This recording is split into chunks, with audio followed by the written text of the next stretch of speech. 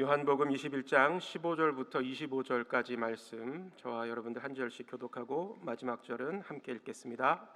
요한복음 21장 15절부터 25절까지 말씀입니다. 그들이 조반 먹은 후에 예수께서 시몬 베드로에게 이르시되 요한의 아들 시몬아, 내가 이 사람들보다 나를 더 사랑하느냐 하시니, 이르되 주님 그러하나이다. 내가 주님을 사랑하는 줄 주께서 아시나이다. 이르시되 내 양을 먹이라 하시고, 또 두 번째 이르시되 요한의 아들 시몬아, 내가 나를 사랑하느냐 하시니, 이르되 주님 그러하나이다. 내가 주님을 사랑하는 줄 주님께서 아시나이다. 이르시되 내 양을 치라 하시고, 세 번째 이르시되 요한의 아들 시몬아, 내가 나를 사랑하느냐 하시니, 주께서 세 번째 내가 나를 사랑하느냐 하심으로 베드로가 근심하여 이르되 주님 모든 것을 아시오매 내가 주님을 사랑하는 줄을 주님께서 아시나이다. 예수께서 이르시되 내 양을 먹이라. 내가 진실로 진실로 내게 이르노니 내가 젊어서는 스스로 띠띠고 원하는 곳으로 다녔거니와 늙어서는 내 팔을 벌리리니 남이 내게 띠띠우고 원하지 아니하는 곳으로 데려가리라. 이 말씀을 하시면 베드로가 어떠한 죽음으로 하나님께 영광을 돌릴 것을 가리키심이로라. 이 말씀을 하시고 베드로에게 이르시되 나를 따르라 하시니, 베드로가 돌이켜 예수께서 사랑하시는 그 제자가 따르는 것을 보니 그는 만찬석에서 예수의 품에 의지하여 주님을 파는 자가 누구오니까 묻던 자더라. 이에 베드로가 그를 보고 예수께 여짜오되 주님, 이 사람은 어떻게 되겠사옵나이까? 예수께서 이르시되 내가 올 때까지 그를 머물게 하고자 할지라도 내게 무슨 상관이냐? 너는 나를 따르라 하시더라. 이 말씀이 제자들에게 나가서 그 제자는 죽지 아니하겠다 하였으나 예수의 말씀은 그가 죽지 않겠다 하신 것이 아니라 내가 올 때까지 그를 머물게 하고자 할지라도 내게 무슨 상관이냐 하신 것이로라. 이 일을 증언하고 이 일들을 기록한 제자가 이 사람이라. 우리는 그의 증언이 참된 줄 아노라. 함께 읽겠습니다. 예수께서 행하신 일이 이외에도 많으니 만일 낱낱이 기록된다면 이 세상이라도 이 기록된 책을 두기에 부족할 줄 아노라. 아멘. 하나님의 부르심이라는 찬양, 우리 성도 여러분들 자주 부르시나요? 하나님의 부르심에는 후회하심이 없네, 이렇게 시작을 하죠. 가사 몇 소절을 읽어드리면요, 내가 이 자리에 선 것도 주의 부르심이라. 하나님의 부르심에는 결코 실수가 없네. 나를 부르신 하나님의 신실하심을 믿네. 작은 나를 부르신 뜻을 나는 알 수 없지만 오직 감사와 순종으로 주의 길을 가리라. 때론 내가 연약해져도 주님 날 도우시니 주의 놀라운 그 계획을 나는 믿으며 살리. 아멘. 가사가 은혜롭고 마음에 그 감동과 도전을 주는 내용인 것 같습니다.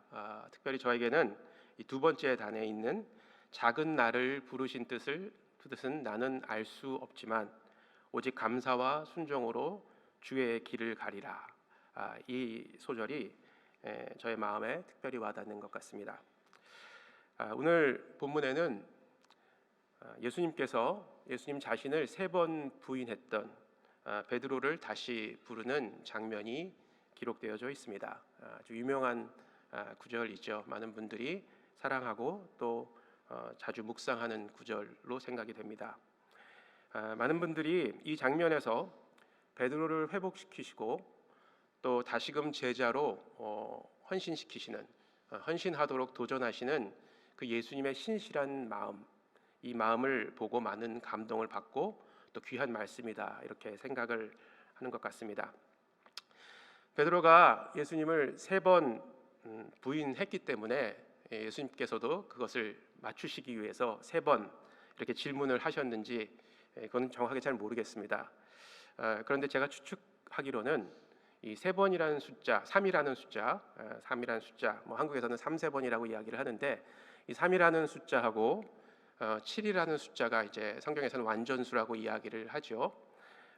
그 완전함을 의미하는 숫자라고 보았을 때 세 번 예수님을 부인한 베드로는 어쩌면 완벽하게 예수님을 부인한 것이다, 이렇게 생각할 수가 있을 것 같습니다. 그리고 예수님은 이 세 번 자신을 부인하신 베드로에게 세 번 질문을 하시면서 완벽하게 내가 너를 다시금 부르겠다라는 의지를 베드로와 저희들에게 이야기하고 계신다라는 생각이 듭니다. 완벽하게 예수님을 포기한 베드로를 포기하지 않으시고 완벽하게 다시 부르시는 예수님의 의지, 저는 이렇게 표현하고 싶은데 예수님의 결기가 느껴지는 말씀이다라는 생각이 듭니다.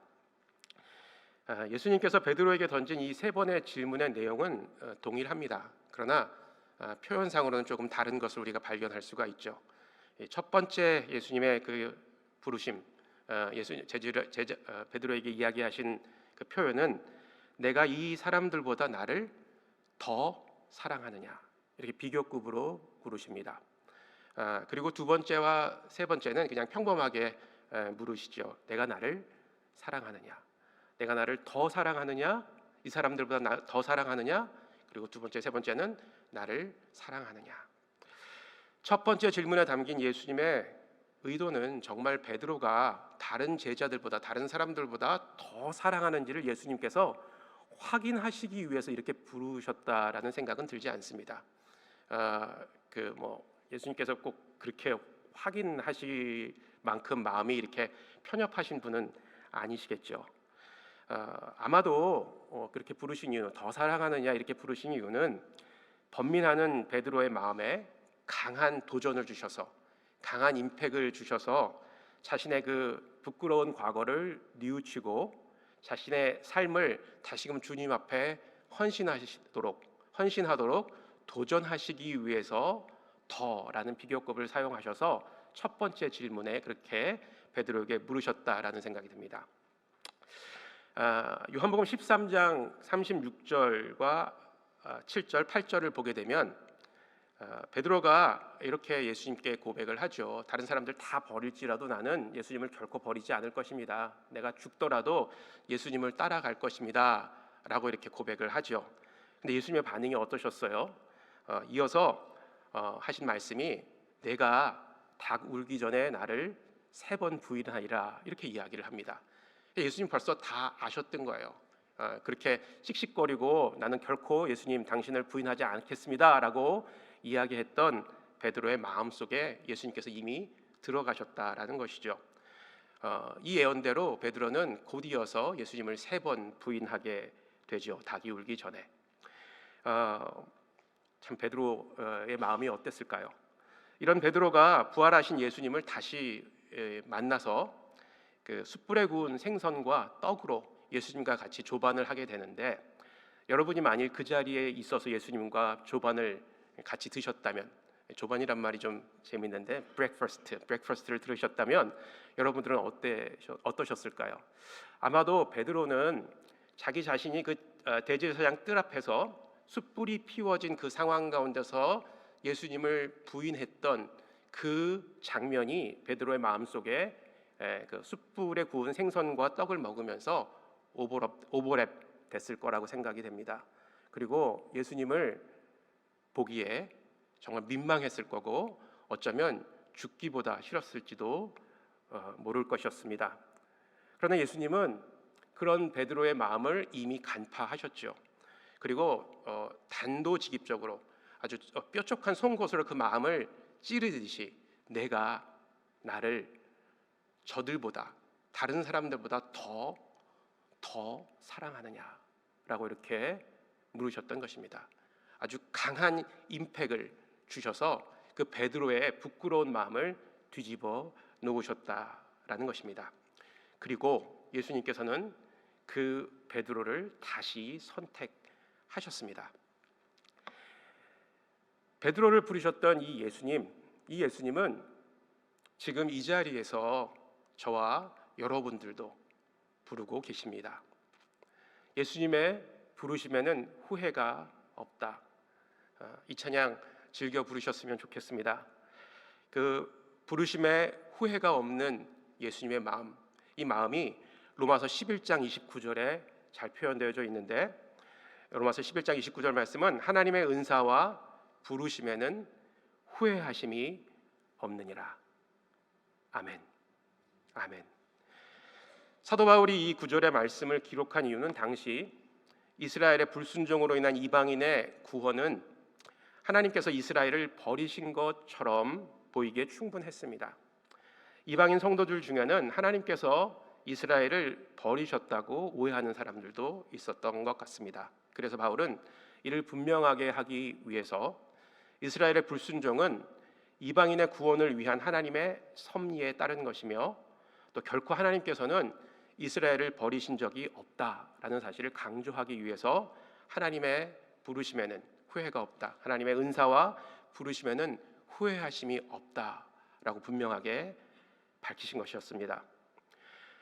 예수님의 부르심이 후회가 없다는 것은 제자를 부르시고 선택하시는 예수님의 기준이 그 제자들의 개인적인 능력이나 경험에 바탕을 두는 것이 아니라 전지전능하신 하나님이신 예수님께서 그 완벽하신 능력으로 제자들을 예수님께서 직접 선택하셨기 때문에 그 부르심에는 후회가 없다라고 말할 수 있는 것입니다.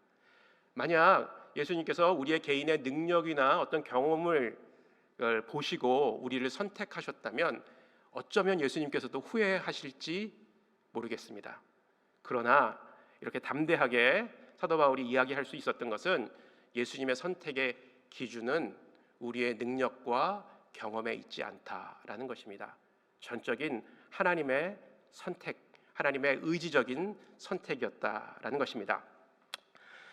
일반적으로 자신의 능력이나 경험이 충분하다고 생각하는 사람은 예수님의 부르심에 순종하기가 쉽지가 않습니다. 왜냐하면 그 경험과 능력이 그 사람의 어떤 그 뒷배가 되어서 자기 자신 스스로 택한 길을 걸어가게 마련인 것 같습니다. 그러나 예수님께서는 그 잘나고 또 잘 나가는 사람들을 결코 택하시지 않는다라는 것을 하나님 말씀 가운데서도 증명을 하고 계십니다. 그 말씀 중에 하나가 뭐냐면요, 마태복음 26장 16절에서 17절 말씀인데요. 이 말씀은 예수님이 승천 직전에 이제 제자들에게 지상 명령을 부탁을 하십니다.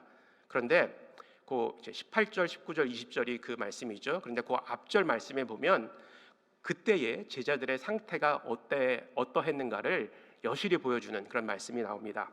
마태복음 28장 16절, 17절 말씀을 읽겠습니다.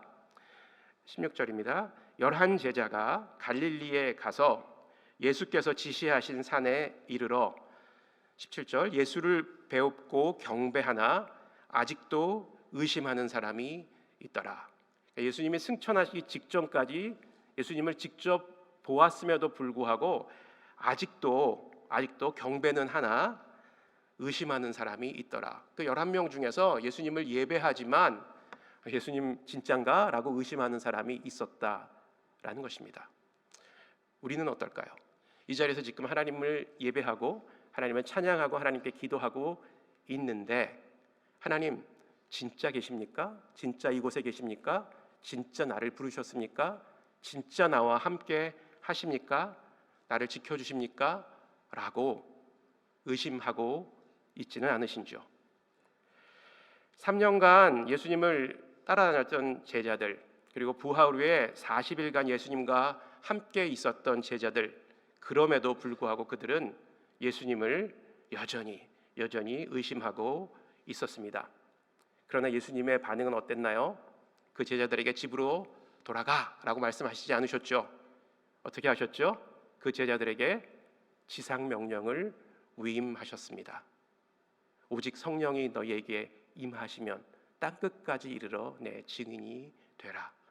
내가 분부한 모든 것을 가르쳐 지키게 하라. 아버지와 아들과 성령의 이름으로 세례를 주라. 제자들이 완벽했기 때문에, 경험과 능력이 출중했기 때문에 이 위대한 명령을 예수님께서 맡기신 것이 아니셨습니다. 작고 연약하고 의심 많은 제자들에게 그 지상 명령을 맡기셨던 것입니다. 그리고 지금 이 자리에 있는 저희들에게도 이 지상 명령이 주어졌고 맡겨진 것입니다. 그래서 우리가 전도하고 또 선교하는 것입니다. 그렇지만 예수님께서는 준비되지 않은 제자들, 우리들에게 무조건 이 지상 명령을 위임하신 것은 아니셨습니다. 성령 하나님을 통해서 세상 끝날까지 우리와 함께 하시겠다고 약속해 주셨죠. 그리고 제자들과 함께 하셨던 그 성령 하나님은 오늘 이 자리에도 계시고 우리와 함께 하고 계십니다. 마지막으로 예수님께서 베드로를 다시 부르셔서 제자로 헌신케 하신 목적, 그것은 예수님의 그 명령에 담겨져 있습니다. 그 목적은 내 양을 먹이고 치게 하기 위함이었습니다. 예수님의 물으심에 답한 베드로에게 예수님은 세 번 다 동일한 명령을 내리십니다. 세 번 다 같은 명령을 내리신 이유, 내 양을 먹이고 내 양을 치라라고 하셨던 이유는 제자로서 제자의 삶에서 이 양을 먹이고 치는 일이 가장 중요하고 또 근본이 되기 때문입니다. 예수님께서 천국 복음이 땅 끝까지 전파되게 하기 위해서 택하신 방법, 그것은 제자, 즉 사람이었습니다. 하나님이신 예수님께서 그냥 혼자 하셨어도 충분하셨을 건데, 아니면 어쩌면 더 잘하셨을 거예요. 근데 이 문제 많은 사람들을 택하셔서 왜 이 고생을 하고 계시는지 저도 잘 모르겠습니다. 왜 연약하고 작은 저 같은 사람을 택하셔서 하나님의 이 위대한 일을 이루어가고 계신지 한번 천국에 가서 저는 예수님께 한번 물어볼 작정입니다. 그러나 한번 이 자리에서 추론해 본다면 그래도 부족하고 연약하지만 하나님께서 저와 여러분들을 사랑하시기 때문에, 그리고 귀히 여기시기 때문에 이 귀한 하나님의 일에 동참시키신다라고 믿습니다. 양을 치고 먹이는 것을 전도와 양육이라고 우리는 알고 있습니다. 전도와 양육의 핵심은 복음을 전하고 또 말씀을 가르치는 것이죠. 그리고 이것을 우리는 제자 훈련이라 이렇게 부르고 있습니다. 저희 교회에서도 1:1 제자 양육과 또 제자 훈련을 열심히 하고 있습니다. 그런데 한 가지, 이제 1:1 양육과 제자 훈련을 인도하면서 한 가지 좀 아쉬운 것이 있다면, 이 제자 훈련이 교회에서는 성경 공부식으로 교회 안에서만 이루어지고 있기 때문에 정작 좀 우리의 삶의 현장에서 이 제자 훈련이 이루어지고 또 전도와 복음 증거되는 것이 이루어져야 되는데 그것이 좀 부족한 것 같아서 좀 아쉽기는 합니다. 그래서 이제 저희 교회에서 삼터 사역도 하고 있고 또 맨하탄 전도 선교도 열심히 하고 있죠. 제자 훈련을 하시는 동시에 또 바깥으로 나가서 또 우리 삶에서 제자의 삶을 사시기를 주의 이름으로 축복하고 도전하는데요. 좀 더 우리가 삶에서 복음을 전하는 그런 기회가 많았으면 좋겠습니다.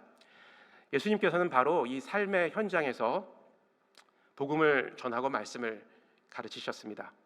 제자들과 함께 먹고 자고 여행하시면서 복음을 전하셨고 또 제자들을 삶의 본으로 가르치셨습니다. 더 중요한 것은, 예수님께서 제자들에게 본을 보이셨던 더 중요한 것은 자신의 사람을 사랑하시되 끝까지 사랑하신 것을 보여주신 것입니다.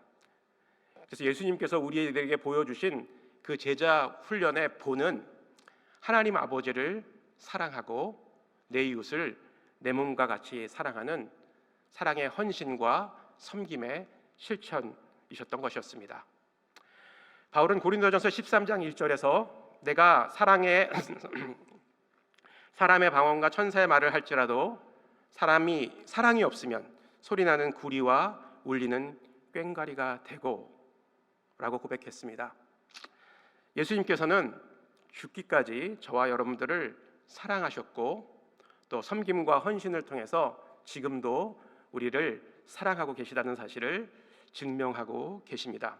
그리고 우리가 하나님을 사랑하고 내 이웃을 내 몸과 같이 사랑하는 주님의 제자로 섬김과 헌신의 삶을 살기를 소원하고 계십니다. 그래서 예수님께서는 지금 이 자리에 계신 저와 여러분들을 다시금 제자로 부르고 계십니다. 예수님의 마음을 갖고 예수님의 부르심 앞에서 순종과 겸손으로 예수님을 따라가시는 우리 성도님들 되시기를 주의 이름으로 축원합니다.